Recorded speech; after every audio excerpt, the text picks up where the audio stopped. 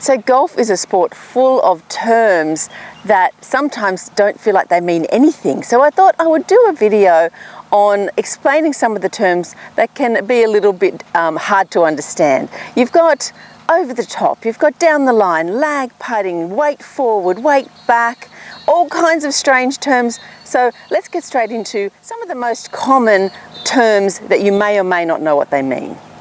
Have you heard the terms over the top or inside to out or across the line? They all refer to your swing path. So I've got my club along, so I've got my alignment stick along the ground here. Now when you hear over the top, that's just referring to the club coming out and across the line. If you've heard in to out, that's the club coming in here and swinging out this way. So obviously our ideal swing path is straight up and down this line.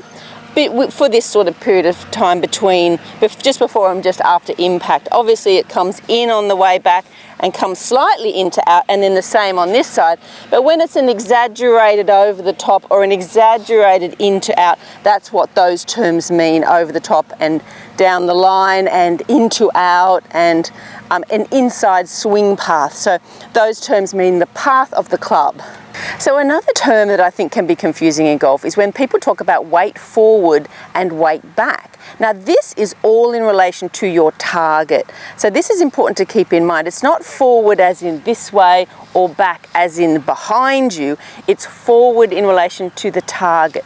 So when people say put your weight forward, it's onto the front foot in relation to where you're heading. And sometimes when you finish with your weight back, it's onto the back foot again in relation to where your target is. So that's simply all it means. Weight forward and back is always in relation to target. If you keep that in mind, then you'll know what that means. Heard the term strong grip and weak grip.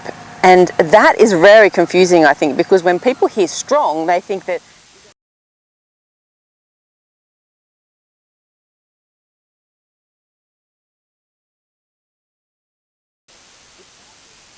on top like so, that's strong grip, the ball go left and low. Now if you have a weak grip, the top hand is underneath too much, like so, and that'll make the ball go high and to the right.